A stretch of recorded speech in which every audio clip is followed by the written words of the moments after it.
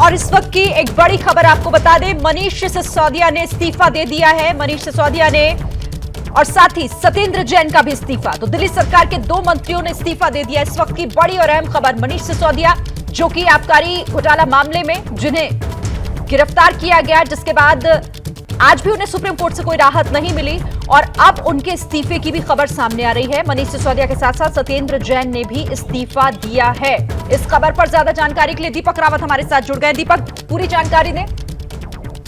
देखिए, जिस तरीके से दोनों मंत्रियों की गिरफ्तारी हुई थी और लगातार ये सवाल पूछा जा रहा था कि दिल्ली सरकार का कामकाज अब कैसे चलेगा, किस तरीके से चल पाएगा, यही वजह है कि ये माना जा रहा है कि इस बारे में एक रूपरेखा तैयार की गई है पार्टी की तरफ से और ये कहा गया है कि दोनों मंत्रियों से फिलहाल के लिए इस्तीफा ले लिया जाए ताकि कुछ नए चेहरों को मौका दिया जाए कैबिनेट में और फिर मंत्रालय केजरीवाल सरकार की नई रणनीति है।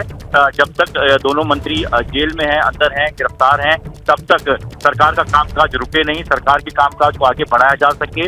इसलिए दोनों ही लोगों से इस्तीफे की बात हुई है, तो दोनों ने इस्तीफा सौंप दिया है और अरविंद केजरीवाल ने इस इस्तीफे को स्वीकार कर लिया है। तो अब जल्द ही कुछ नए चेहरे जो हैं वो देखने को मिल सकते हैं अरविंद केजरीवाल कैबिनेट में और विभागों का बंटवारा भी जल्द कर दिया जाएगा।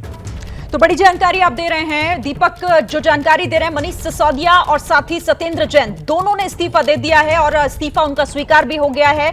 और जैसा जानकारी मिल रही है, ताकि कामकाज ना रुके दिल्ली का, सरकार का काम चलता रहे, इसीलिए अब ये जिम्मेदारी किसी और को देने की तैयारी। और इन दोनों नेताओं पर, जिस तरीके से दोनों मंत्रियों पर मामला चल रहा है और इसी को लेकर इस्तीफा देखा जा रहा है, इसी को देखते हुए दीपक, ये जिम्मेदारी अब किसे दी जानी है, इससे जुड़ी कोई और जानकारी? आप कह रहे हैं कुछ नए चेहरे सामने आ सकते हैं। और जी देखिए, हमारी आदमी पार्टी के कुछ बड़े चेहरे हैं जो कि जिन पर लगातार ये कई बार खबरें आती रही कि इनको भी मंत्रिमंडल में शामिल किया जा सकता है और बहुत लंबे समय से इनके मामलों में चर्चा भी थी। चाहे वो सौरभ भारद्वाज की बात करें, चाहे आतिशी की बात करें, दुर्गेश पाठक की बात करें, कई सारे बड़े चेहरे आम आदमी पार्टी के पास हैं और वो कहीं ना कहीं जो पॉलिसी मेकिंग है उसमें भी कहीं ना कहीं उनका पूरा सहभागिता रहती है। तो ये एक बड़ी चीज है जिसको जानना अभी बाकी है कि आखिर किन लोगों को मौका अरविंद केजरीवाल अपनी कैबिनेट में देंगे और किन किन विभागों को किन किन के दिया जा सकता है। इस वक्त सबसे बड़ी बात यह है कि दिल्ली का बजट पेश किया जाना है और अगले हफ्ते मतलब होली के बाद ये माना जा रहा है कि बजट पेश होगा। तो ऐसे में सबसे बड़ी नजर तो इसी बात पर को लेकर है शिरीन कि जो वित्त मंत्रालय है, मनीष सिसोदिया के पास जो वित्त मंत्रालय था, वो जल्द से जल्द किसी एक मंत्री को देना होगा। वो बजट पेश करेगा, बजट पेश होना बहुत जरूरी है।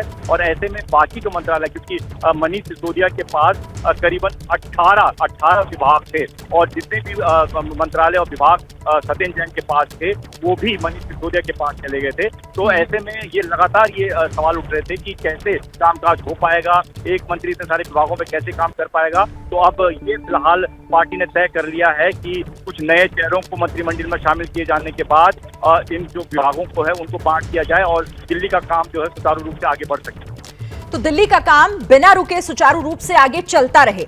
और जिस तरीके से सत्येंद्र जैन ने भी आज इस्तीफा दिया है, मनीष सिसोदिया का भी इस्तीफा, दोनों का इस्तीफा मंजूर भी कर लिया गया। दीपक, क्या इसे एक रणनीति के तौर पर भी देखा जा सकता है? क्योंकि आम आदमी पार्टी हमेशा पारदर्शिता की बात करती है और कहती है कि जो है सब कुछ सामने है। दोनों ही मंत्री इस वक्त अलग अलग मामलों में जिस तरीके से फंसे हुए हैं, तो ऐसे में एक मैसेज देने की भी कोशिश है क्या?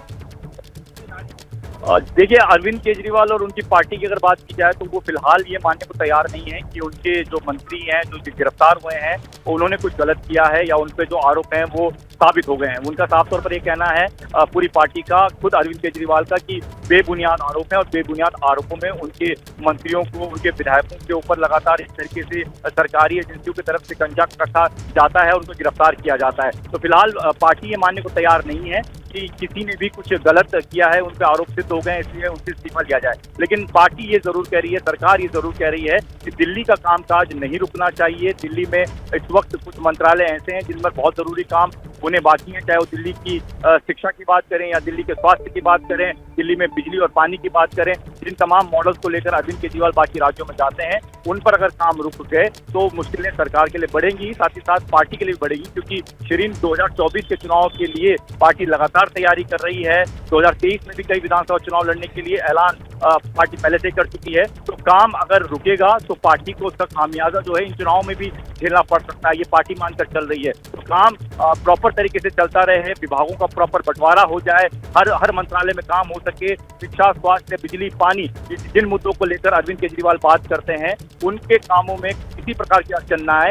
यही वजह है कि ये तय कर लिया गया कि ये दोनों मंत्री फिलहाल इस्तीफा दे देंगे और उसके बाद नए चेहरों को लाया जाएगा, उनको मंत्रालय दिए जाएंगे। और जब अगर ये मंत्री बाहर वापस आ जाते हैं, गिरफ्तारी इनकी भी हुई है और आरोप सिद्ध नहीं हो पाते, सब बाहर आते हैं, तो क्या पता एक बार फिर एक बड़ा फेरबदल जो है मंत्रिमंडल में देखने को मिल सकता है। लेकिन जिस तरीके से दीपक सत्येंद्र जैन को लेकर लगातार सरकार पर हमलावर रही बीजेपी और ये कहती रही कि जब इस मामले में वो आरोपी हैं, उनके ऊपर आरोप है, भले आम आदमी पार्टी कहती रही हो कि ये आरोप बेबुनियाद है और मनीष सिसोदिया के मामले में भी, लेकिन अब जाकर उनका भी इस्तीफा होना और इस्तीफा होने के फौरन बाद उसे स्वीकार भी कर लेना। ठीक है, मैं आपके पास आती हूँ।